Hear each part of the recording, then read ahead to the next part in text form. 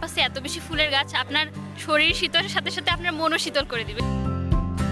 ডালপালা মেলে সবুজের মাঝে ফুটন্ত গোলাপি রঙের ফুলের সৌন্দর্য মোহিত করবে যে কাউকেই। প্রতিটি ডালে শোভা পাচ্ছে সদ্য ফুটন্ত ছোট্ট ছোট্ট ফুল। দেশে হাতে গোনা দু একটি দুর্লভ গাছের মধ্যে এটি একটি, নাম তার লাল সোনাই।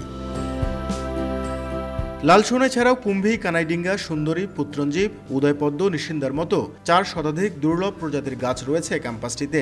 সে কারণে বৃক্ষপ্রেমীরা সুযোগ পেলেই এখন ঘুরতে আসেন তাদের পছন্দের এই জায়গাটিতে। দুর্লভ গাছগুলোর সঙ্গে আমরা পরিচিত হতে পারছি এবং এই গাছের যে ফুলগুলো আমরা দেখতে পারছি, এটা কিন্তু আমাদের জীবনের জন্য একটা অনেক বড় পাওয়া বলে আমি মনে করি। এই গাছগুলো সত্যি অনেক বেশ ঠান্ডা বাতাস দেয়। গাছগুলোর জন্য আমাদের মনে হয় যে গাছগুলোর জন্য আমাদের ক্যাম্পাসের আশেপাশের পরিবেশে গরম অনেকটা কম অনুভূত হয়। মূল ফটক পেরিয়ে প্রবেশ করতেই চোখে পড়বে রাস্তার দুধারে সারি সারি রক্তরাঙ্গা কৃষ্ণচূড়া, জারুল গাছ, দেবদার ও সুশোভিত সড়ক আর সদ্য ফুটন্ত ঘাসফুল ক্যাম্পাসে সৌন্দর্যের নতুন মাত্রা যোগ করেছে। 1, 2, 3 ঢাকায় জমি জিতে নিন 100% ক্যাশব্যাক সহ 20 কোটি টাকার পুরস্কার। তপ্ত তাপপ্রবাহে বন্ধুদের আড্ডা কিংবা প্রকৃতির স্পর্শ নিতে এখন ক্যাম্পাসে বেড়েছে দর্শনার্থীদের আনাগোনা। পরিচিতি পেয়েছে বৃক্ষ ভাণ্ডার বা বৃক্ষ মিউজিয়াম হিসেবেও।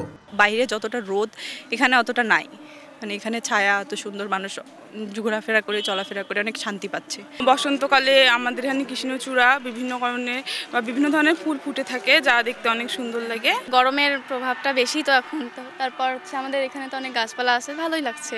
আমাদের ক্যাম্পাসে এত বেশি ফুলের গাছ আপনার শরীর শীতলের সাথে সাথে আপনার মনও শীতল করে দিবে। অথচ 2008 সালে প্রতিষ্ঠার পর এই ক্যাম্পাসে কোনো গাছই ছিল না।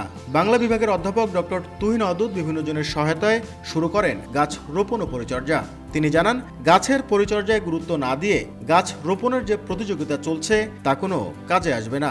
গাছ লাগাই গাছ বাছাই যদি প্রকল্প হতো, যদি গাছের পরিচর্যার প্রকল্প হতো, তাহলে এর ব্যবস্থাপনাটা অন্যরকম হতো। 75 একরের পুরো ক্যাম্পাসে এখন 36,000 নানা প্রজাতির গাছে সবুজের নির্মল অনুভূতি ছড়িয়ে পড়েছে।